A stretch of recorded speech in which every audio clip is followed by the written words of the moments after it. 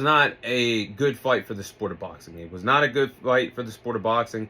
And honestly, you could tell that Jake Paul was there to survive. He didn't have a true game plan, and he was just there to survive for 8 rounds and not get knocked out. But that wasn't the case. And for some boxing fans, they got an early Christmas gift, finally seeing Jake Paul get knocked out.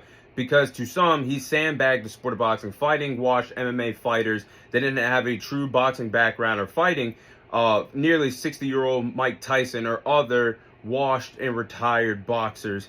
But Jake Paul finally got in the ring with a real boxer in Anthony Joshua.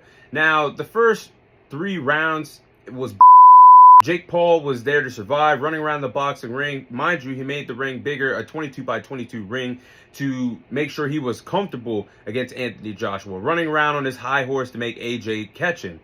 And Jake Paul, when that wasn't happening, he tried to attempt to land takedowns like he was fighting in an MMA fight, trying to land takedowns in an octagon. Clearly, you can't do that in the sport of boxing. I was glad the referee said, cut the fans didn't pay to see this crap. And after that, rounds 5 through 6 was when the fight actually got interesting. Now, to some, I get their approach that Anthony Joshua could have fought better. I agree with that. He was coming off a 15-month layoff and was very cautious in this fight because there was times where Anthony Joshua could have cut the ring off on Jake Paul.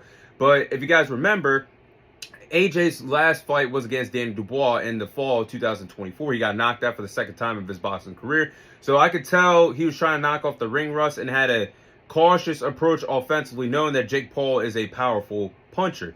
So again, rounds 5 through 6 is when the fight really picked up. Jake Paul actually landed some good power shots. And I'm surprised Anthony Joshua didn't get hurt by him, because he has been chinny in his boxing career. He's known for that. But when you fight a world-class fighter, Anthony Joshua, that's been around the block, one of the best heavyweights of this generation, former Olympic gold medalist, former unified heavyweight champion, there's levels to this game, and you're going to need more than a lucky puncher's punch to defeat Anthony Joshua. Once Jake Paul landed those power shots, that was it. Once he knew Anthony Joshua was just eating him up, that was it. You could have just wrote off the fight right there. And Anthony Joshua broke down Jake Paul. He broke his spirit. He broke his will, just like he said he would. The power punches were landing. He landed some body shots, some uppercuts. Jake Paul wasn't the same. Moving around very gingerly and looked like he was ready to surrender, but wasn't going out without a fight. And Anthony Joshua landed 4 knockdowns on Jake Paul, but that 6th-round knockout, oh my goodness, good night. That hook shot where he landed, he was shooting for the jab, Jake Paul was clinching it up, and then Anthony Joshua just came with a straight hook. There was nowhere for Jake Paul